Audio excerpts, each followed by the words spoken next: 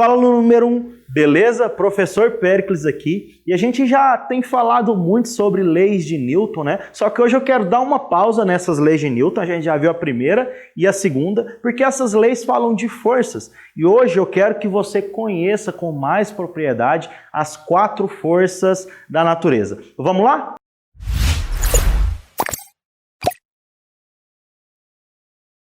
Então vamos lá para o nosso quadro de forças.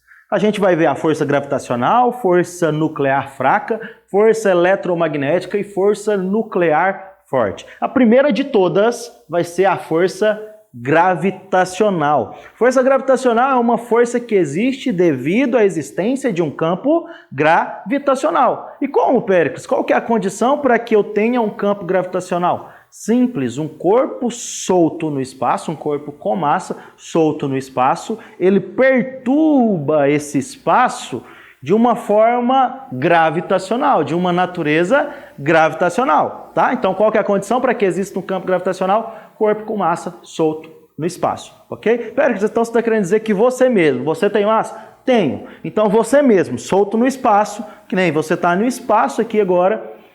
Você está gerando um campo gravitacional? Estou sim, mas como a minha massa é pequenininha, esse campo é desprezível, tá? Então, o campo gravitacional considerável, digamos assim, vai ser um campo gerado por um corpo massivo, um corpo com muita massa. Então, na aula de hoje, a gente vai ver que um corpo massivo, como a Terra, gera um campo gravitacional muito intenso. De modo que, muito intenso assim, das forças que a gente vai ver, a força gravitacional é a mais fraca de todas. Muito intenso no sentido de que a Terra consegue interagir comigo, uma interação considerável. Mas eu não consigo interagir com você, apesar de nós dois termos massa. Por que que eu não consigo interagir com você? Não há uma interação ao ponto de nos atrairmos.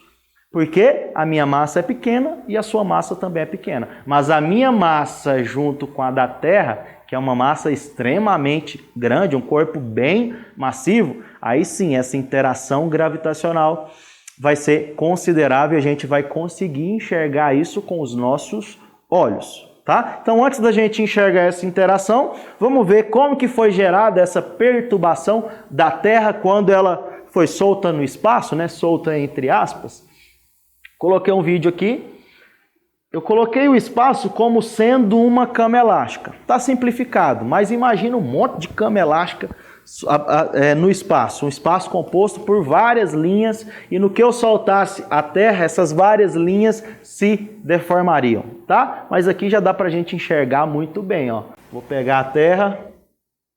Ó, no que ela soltou o espaço, ela perturbou essa região. E você concorda que se eu colocar outro corpinho aqui, visualmente falando, a tendência dele é deslizar para próximo da Terra?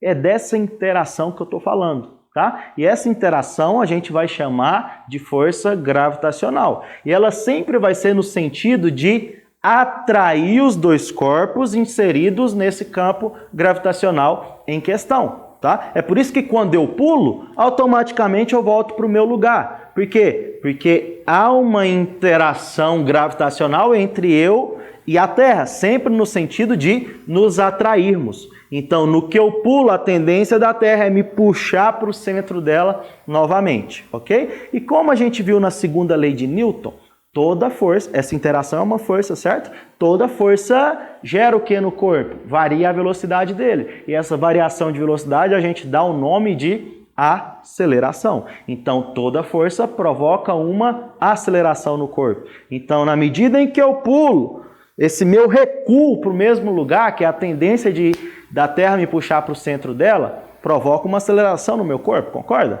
E essa aceleração provocada pela interação entre eu e a Terra, a gente vai dar o nome de aceleração gravitacional, usualmente conhecida como gravidade, tá? Então, gravidade é o nome dado a uma aceleração existente entre corpos atraídos pela Terra, digamos assim. E essa atração é de qual natureza? Natureza gravitacional. Então, qual que é a condição para que Existe uma força gravitacional, dois corpos com massa. Mas por que que a gente não sente essa atração? Eu tenho massa e você também, mas a gente não sente essa atração porque a minha massa é pequena e a sua também. A gente vai jogar as nossas duas massas na fórmula agorinha e vai entender que essa interação entre a gente é bem pequenininha, que não consegue tirar a gente do lugar mesmo. Mas a interação entre eu e a Terra já é considerável. Por isso que quando eu pulo, eu volto para o meu lugar. Tá? Coloquei os bloquinhos aqui, ó. Esse bloquinho, ó, no que ele pular, ele vai voltar para o mesmo lugar. No que ele subir, ele vai descer. Então, hoje a gente já cria um novo conceito de subida e descida. Lembra que essa subida e essa descida é uma aceleração e desaceleração do corpo? E essa aceleração, o nome dado é aceleração, é gravidade, tá? Então esse movimento vai ocorrer sempre na direção da gravidade. Por isso que eu coloquei essas linhas aqui, ó. Essas linhas, na verdade, são linhas representando a aceleração gravitacional. Então esse movimento de subida e descida vai ocorrer na direção dessas linhas da gravidade que eu coloquei aqui pra gente, tá? Então subir, na verdade, é o quê? Subir, na verdade, é ir contra... Aqui melhor, ó. Subir, na verdade, é o quê? Ir contra a gravidade. E descer a favor da gravidade. Ah, pera, e esse corpinho de cabeça para baixo? Mesma coisa, ó. Subir é contra a gravidade, descer é vir a favor da gravidade. Mesma coisa aqui, ó. Subir é ir contra a gravidade, descer é vir a favor da gravidade. Subir contra a gravidade, descer a favor da gravidade, ok? E gravidade é essa aceleração que existe devido à interação gravitacional entre um corpo e a Terra. Eu estou falando Terra porque é o planeta que a gente está estudando, tá? Mas se fosse uma interação entre outro corpo e outro planeta, existiria uma nova gravidade, ok? Belezinha? É porque aqui a gente não é uma aula de gravitação universal, tá? Lá na gravitação universal a gente discute mais essas gravidades geradas por planetas diferentes, tá? Aqui eu só estou te introduzindo a força gravitacional. E aqui, ó, tem o nosso quadro de fórmula. Apareceu a fórmula da gravitação universal de Newton. Aparece aqui que a força gravitacional é diretamente proporcional à massa. Há duas massas, ó, emão. O que você acha que é esse emão? É a massa do corpo mais massivo. No nosso caso aqui, se eu estiver falando de mim, da Terra, é a massa minha, o emão é a massa da Terra e o eminho seria a massa minha, ok? Então a força é diretamente proporcional a esse produto entre as massas. E esse Dzinho ao quadrado é a distância, seria a distância entre eu e você, ou a distância entre eu e o centro da Terra. E a gente sabe que toda relação de proporcionalidade, para virar fórmula, precisa de uma constante. E é esse Gzão, ó, constante gravitacional, e ela tem um valor aqui para a gente. Deixa eu voltar. Ela tem um valor aqui para a gente que é 6,6 vezes 10 a menos 11, tá? É importante mostrar esse valor para você, porque você está vendo que ele está multiplicado por qual potência? Ó, 10 elevado a menos 11. Ou seja, ao mesmo que você pegar o 10 e dividir por um número, ao mesmo que você pegar o 1, na verdade, e dividir por um número que tem 11 casas decimais. Vai dar um número que 0,00001. Ou seja, um número muito pequeno. E ao eu pegar essa constante e multiplicar pela minha massa e a sua, vai continuar dando um número muito pequeno, 0,000. Por isso que não existe atração entre a gente, tá? A gente não consegue enxergar essa atração, apesar de existir uma interação gravitacional entre nós dois, tá? Então, essa interação é desprezível, justamente por causa dessa constante gravitacional. Mas se eu for pegar a massa da Terra vale 5,9 vezes 10 a 24. Você viu que é bem maior que o 10 a menos 11? Então, quando eu fizer esse produto ó, entre a constante gravitacional e a Terra, eu vou ter um valor considerável. Tá? Eu até te peço que você substitua esses valores aí na sua casa. Ó. No lugar de G, coloca 6,6 vezes 10 a menos 11. No lugar de Emão, coloca 5,9 vezes 10 a 24. No lugar de Eminho, coloque a sua massa, 60 quilogramas. E D seria, a gente considera que essa distância entre nós e a Terra é o raio da Terra. Então, 6.371.000 metros, tá? É um raio muito grande. Coloca o raio aqui também. No que você fizer esse produto com a massa sua igual a 60 kg, você vai achar algo aproximadamente de 588 newtons. Como assim, Pedro? Você fez de cabeça, sabe decorado? Nenhum dos dois. É porque essa equação, quando a gente substitui a massa da Terra e o raio dela, e só troca a nossa massa, a gente vai passar a chamar essa equação de equação da força-peso. Então, como isso aqui dá um valor constante, esse valor vai ser justamente o valor da gravidade, o valor da aceleração gravitacional. Então, qual foi o cálculo que eu fiz? 60 vezes a gravidade. E o valor que a gente vai mais usar para a gravidade, aproximado, é o valor de 9,8 metros por segundo ao quadrado. Então, eu só peguei 60 vezes 9,8, que dá aproximadamente 588. Beleza?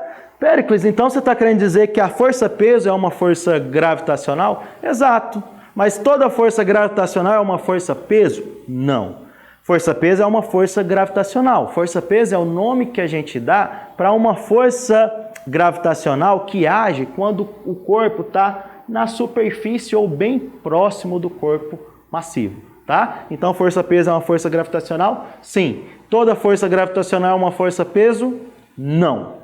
Beleza? Tranquilo? Então a gente conseguiu enxergar que a força gravitacional entre eu e a Terra é considerável, sim. Por quê? Porque a Terra tem uma massa muito grande. Mas a força entre eu e você, não. Porque a nossa massa, o produto entre a nossa massa seria pequenininho. Então ia dar um valor 0,0000. Por isso que a gente não percebe essa atração entre nós dois. Por mais que a gente esteja bem perto, ok? E a gente está vendo que força e distância são grandezas inversamente proporcionais. O que isso quer dizer? Que quanto mais perto o corpo do outro, a distância é menor. Se a distância é menor, a força é maior. E quanto mais longe o corpo um do outro, distância é maior. Então essa força vai ser menor. É interessante que você esteja atento para essas relações direta e inversamente proporcional. Ok? A gente acabou de ver qual força? Força gravitacional. E eu estou falando dela primeiramente. Primeiro porque você já conhece ela. Segundo, porque ela é a mais fraca de todas, tá? Então, das 4 forças que eu vou falar aqui hoje, a força gravitacional é a força mais fraca de todas. Vamos para o nosso menu de forças?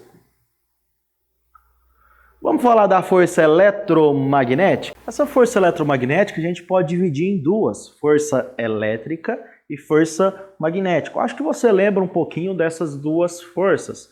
Ah, Pérez, eu lembro de força elétrica quando eu estudei lei de Coulomb. Exatamente isso, né? A lei de Coulomb é uma relação entre a interação eletrostática entre dois corpos com carga, tá? Então, a condição para que exista uma força eletromagnética é que eu tenha uma carga. Lembra que quando eu soltava uma carga no espaço, essa carga perturbava o espaço em uma natureza elétrica. Tanto que a gente chamava essa perturbação de campo elétrico. E quando eu jogava outra carguinha nesse espaço, ocorreria uma interação ou de atração ou de repulsão, dependendo dos sinais das cargas. Certo? Então, qual que é a condição para que exista essa interação elétrica, essa força elétrica? 2 corpos com carga, no mínimo. Ok? Péricles, e a força magnética? Espera aí, vamos falar mais um pouquinho dessa figura que com certeza você conhece bastante. Ao olhar você sabe o que é isso. O que é isso? É uma representação de um átomo. Ok? O que é um átomo? O que você precisa saber do átomo é que toda matéria, todo corpo é composto por esse caboquinho aqui, ó, por átomos. Beleza? E agora a gente precisa olhar com mais preciosidade para o que é composto esse átomo. Aqui, basicamente, para o ensino médio, a gente só precisa saber disso aqui, ó. Não vai atrás de outras partículas, não, tá? Vamos ficar só aqui, ó. O meu átomo é o quê? Composto por prótons. E os prótons se encontram aonde? No núcleo. E no núcleo, junto com o próton, tem quem? Os nêutrons. Mas lembra, ó, próton, carga positiva. Próton é carga. Nêutron tem nenhuma carga, então nêutron não é carga. E esses dois componentes aqui que ficam no núcleo do meu átomo, a gente pode chamar de um termo mais genérico de nucleons, tá? Então, se eu estou falando de nucleons, eu estou falando dos prótons e dos nêutrons, ok? Mas se eu estou falando dessa carguinha que está na eletrosfera, eu estou falando de quem? Dos elétrons, tá? E o elétron tem carga negativa, ok? Tranquilo? Então são duas cargas. A gente tem os prótons, positivo, e a gente tem os elétrons, que são cargas negativas. E eu acho que você lembra, né? Cargas de sinais opostos sofrem o quê? Cargas de sinais opostos sofrem o quê? Uma atração. E cargas de sinais de mesmo sinal sofrem o quê? Uma repulsão. Tá? Você lembra disso muito bem. Isso aqui a gente chama de força elétrica. Félix, me bateu uma dúvida aqui agora. Ó. Esse elétron está atraindo o próton, não tá? Então a tendência dele era ir em direção ao elétron. E também está tendo uma repulsão entre esses prótons internos, expulsando o próton ali do núcleo. Exatamente isso que você está vendo. Você pode estar se perguntando agora, por que esse próton não escapa? Beleza? A gente vai ver agorinha uma força que vai garantir essa coesão nuclear, digamos assim, que deixa o núcleo coeso, estável. Beleza? Mas o que eu quero te mostrar é isso, que existe essa interação eletrostática nos átomos. Ok? Espero que você falou da força elétrica. E a força magnética? Lembra o que é força magnética? Para uma força magnética existir, eu precisava de um campo magnético. E dentro desse campo magnético, quando eu jogava uma carguinha, passava a existir essa força magnética. Então, força magnética é uma força que existe devido ao que mesmo? Carga em movimento. Então, se eu tenho cargas se movimentando, várias cargas se movimentando, no mínimo duas, a gente passa a estudar uma interação de natureza magnética e a gente dá o nome a essa interação de força magnética. Por isso que eu coloquei aqui, ó, uma carguinha se movimentando. Carga em movimento gera o quê? Campo magnético.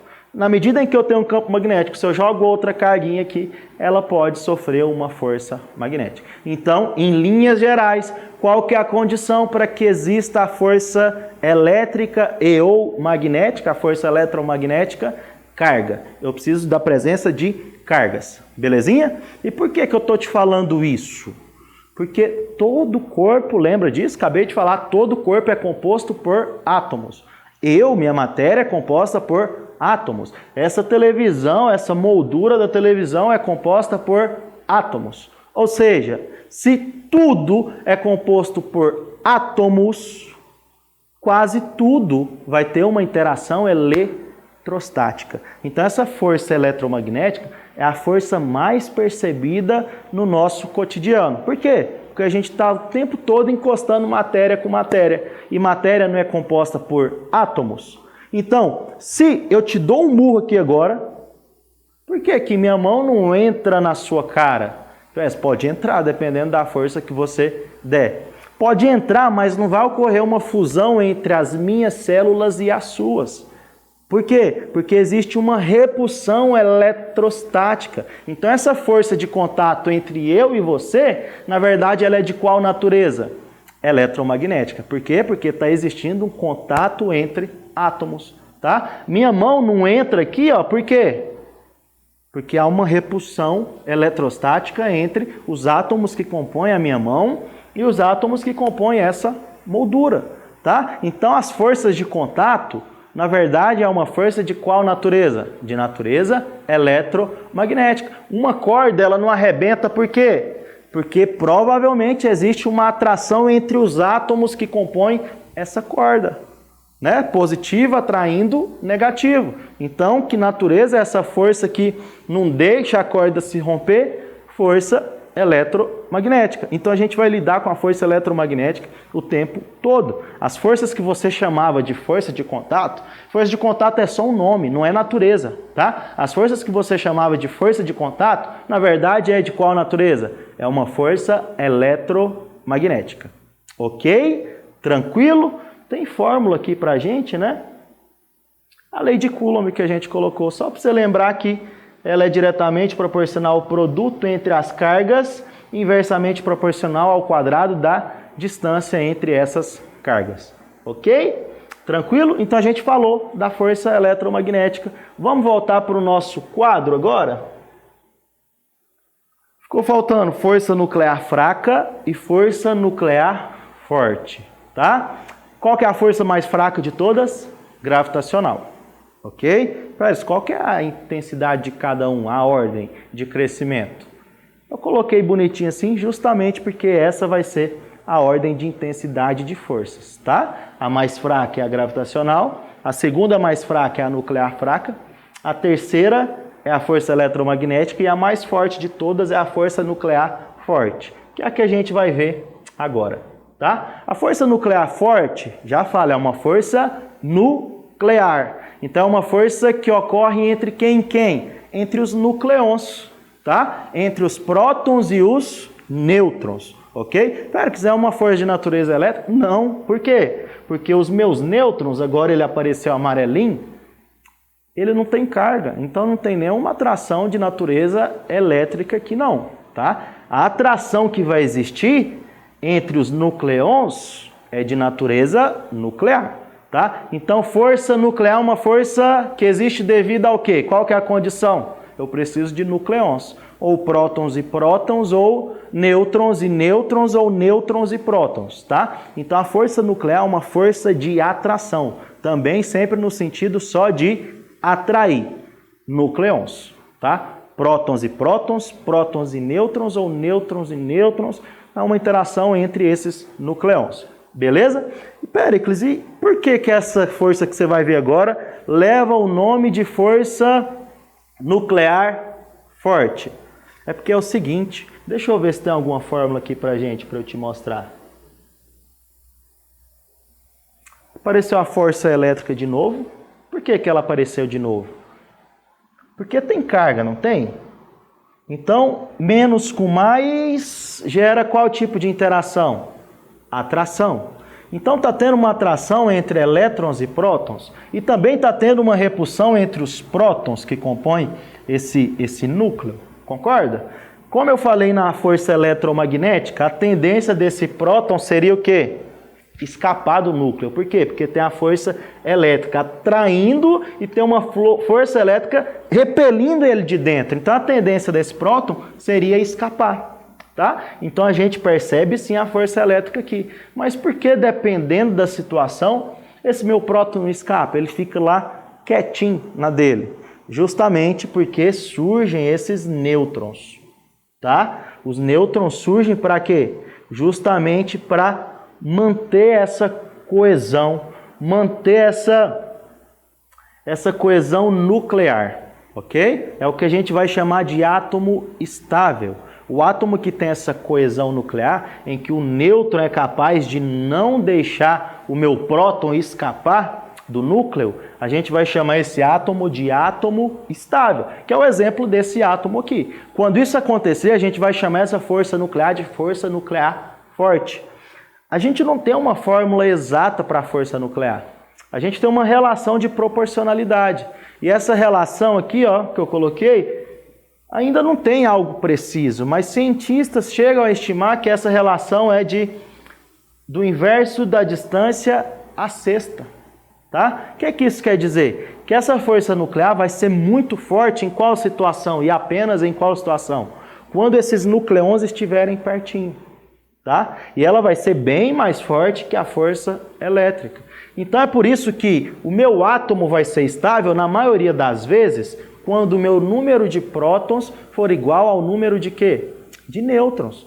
Aqui, ó, esse nêutron está do ladinho do próton, ou seja, ele está está sendo capaz de não deixar escapar esse próton, porque a força nuclear dele, de atração entre ele e esse próton, é o suficiente e é bem maior do que a força elétrica que está tentando puxar ele lá de dentro, tá? Então, o papel desse meu nêutron, digamos que é agarrar o próton para ele não sair lá de dentro.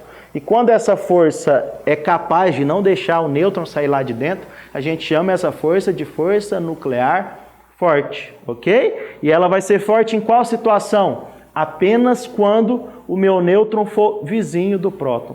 Porque na medida em que o meu nêutron for ficando distante do próton, eu vou tendo uma distância considerável aqui. E na medida em que eu for aumentando essa distância, a minha força nuclear vai sendo diminuída, tá? Então, força nuclear forte é uma força que o quê? Que ocorre entre os núcleons. E ela vai ser forte, ela vai existir, essa força nuclear forte, em qual situação? Quando os meus núcleons forem vizinhos, tá? Quando o meu próton for vizinho do nêutron. E como ela é forte, ela é bem mais forte que a força elétrica, impedindo que o próton escape do núcleo do meu átomo. Beleza? Pera, eu acho que eu entendi. Essa relação de proporcionalidade me ajudou. É como se eu tivesse, Péricles, dois vizinhos e a distância é muito pequena. Chuta aí uma distância pequena. Vai, Péricles, 10 elevado a menos 9. Pode ser. Força nuclear é inversamente proporcional a essa distância. 10 elevado a menos 9 a sexta.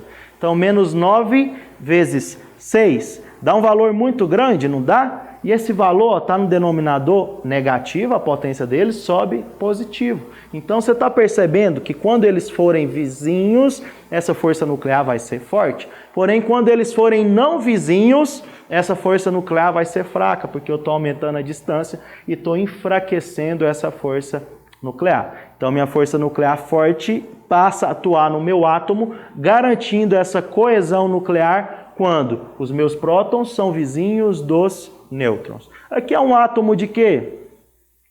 8 elétrons, 8 prótons, 8 nêutrons. Esse aqui é um átomo de oxigênio, né? Um S2, 2P6. Isso, esse aqui vai ser um átomo de oxigênio, tá?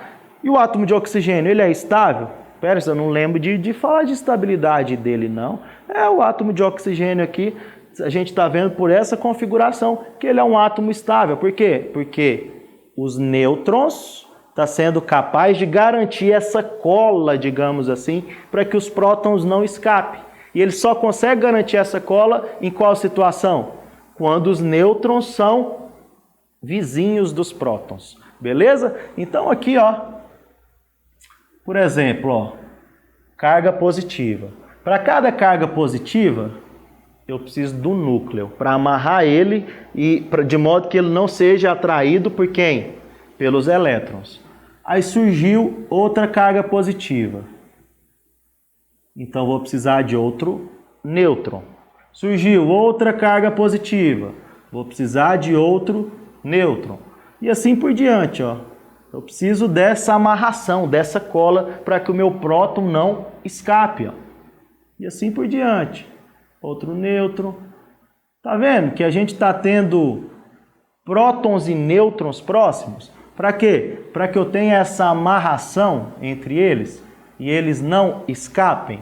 O que é isso? Isso é uma força nuclear forte. Então, quando isso acontecer, ó, sempre que eu tiver um próton e um nêutron próximos, vizinhos, essa força nuclear que está agindo é uma força nuclear forte. Belezinha? Péricles, mas pela tabela periódica nem sempre é assim.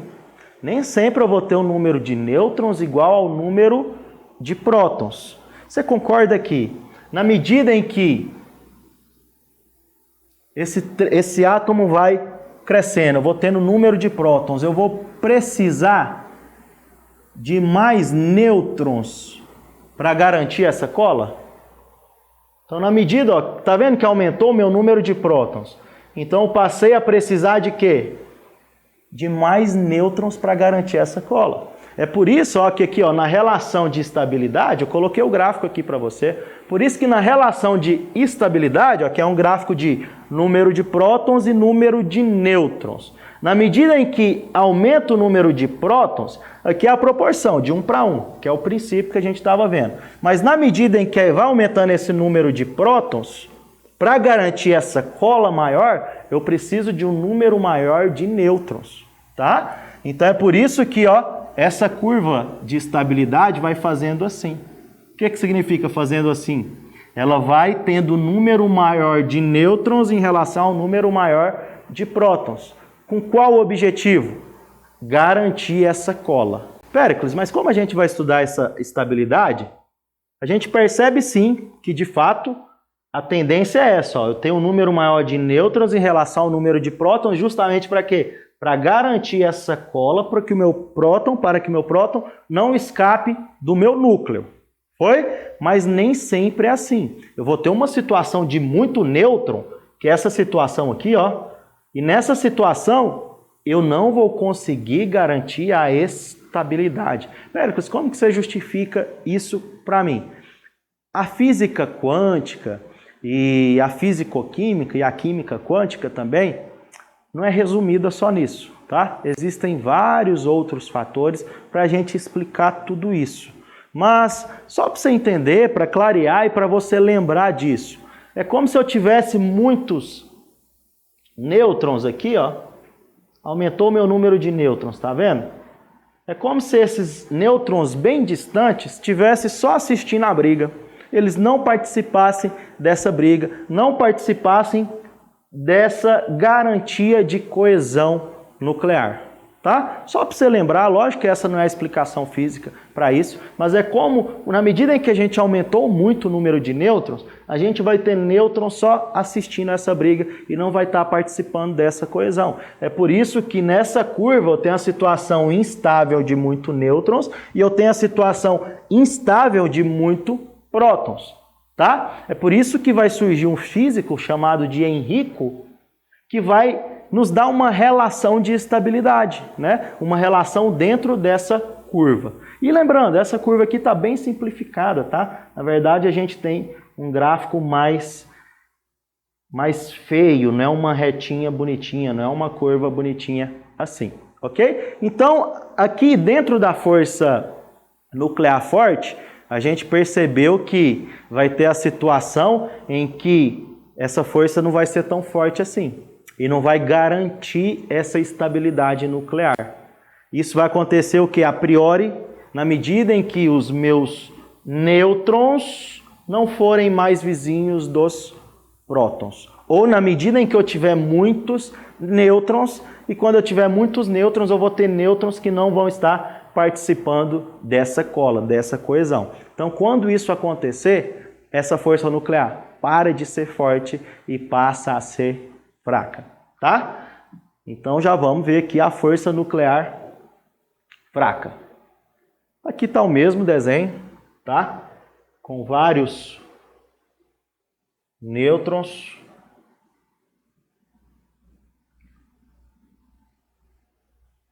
E vários prótons.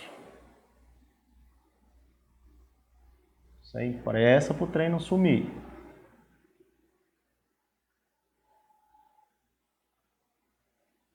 Estou pintando os meus prótons e os meus nêutrons só para você enxergar.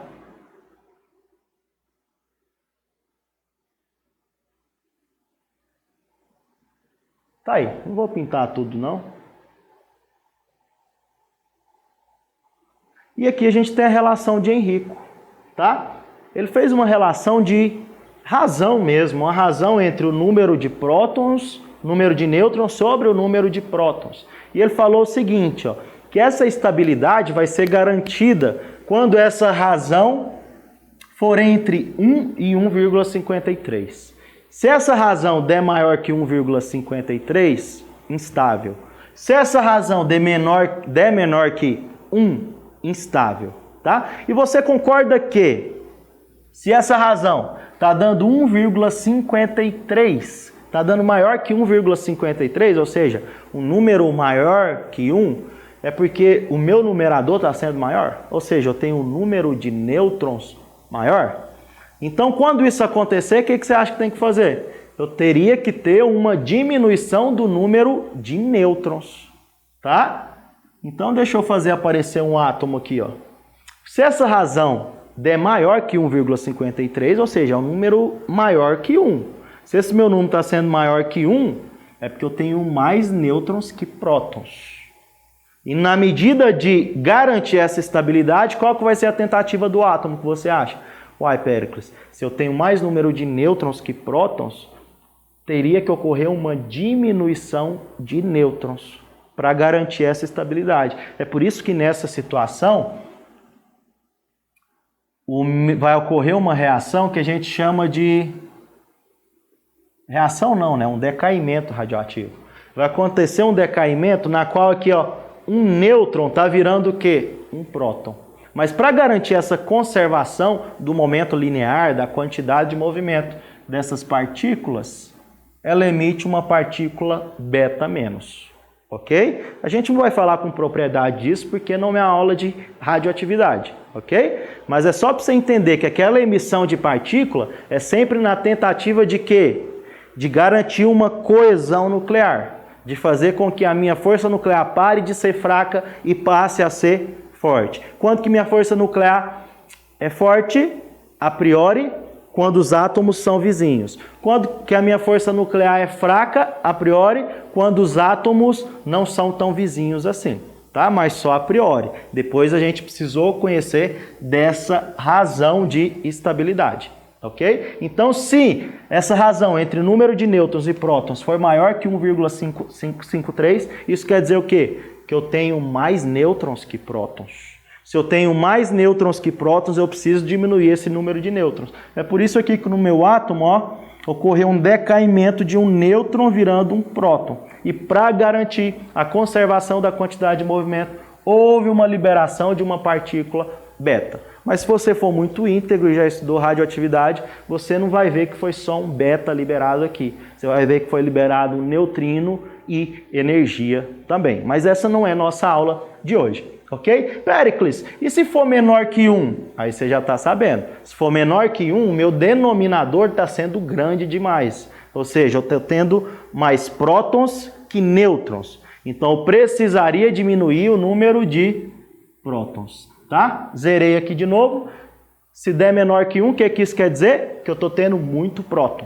Então, para garantir a estabilidade, o que eu tenho que fazer? Diminuir o número de prótons. E nessa tentativa de diminuir o número de prótons, ó, um próton virou nêutron. Não sei se você percebeu isso. Um próton, ó, vamos zerar de novo.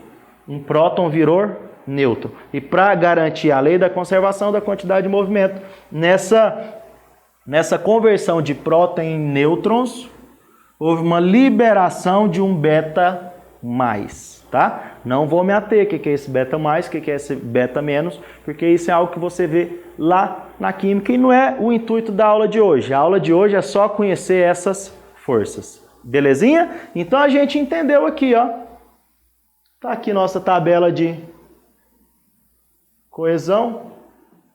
Ela não está vindo, mas a gente já conheceu ela hoje. Tá, então a gente entendeu um pouquinho de cada força da natureza. Força gravitacional, o que é uma força gravitacional? Preciso de corpos com massa, ok? E essa força gravitacional é a mais fraca de todas. A gente entendeu, a força nuclear fraca, que é a segunda mais fraca, quando que ela existe?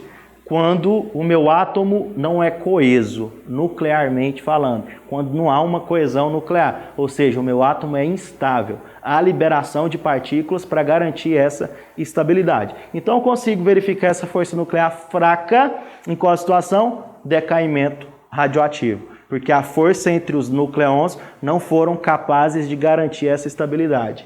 E a gente tem aqui a força eletromagnética. Quando que eu tenho força eletromagnética? Presença de cargas. E a terceira mais forte, tá?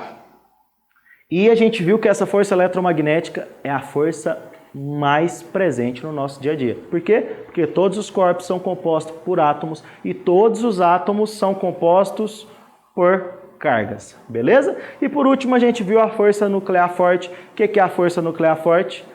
é uma força nuclear entre os nucleons. Quando o quê? Quando eles estão próximos. Na verdade, é quando eles estão conseguindo garantir essa coesão nuclear, tá? Coesão nuclear, lembra, a gente usa aqui a priori quando está próximo, vizinho, ou quando está longe, não vizinho. Mas a gente viu que para ir mais a fundo um pouquinho, a gente precisou daquela relação de Henrico. Foi? Então é isso. Foi uma aula meio pesada hoje, porque a gente precisou conhecer muita coisa, mas eu tenho certeza que essa aula abriu a sua mente. Valeu, abraço, tchau, tchau.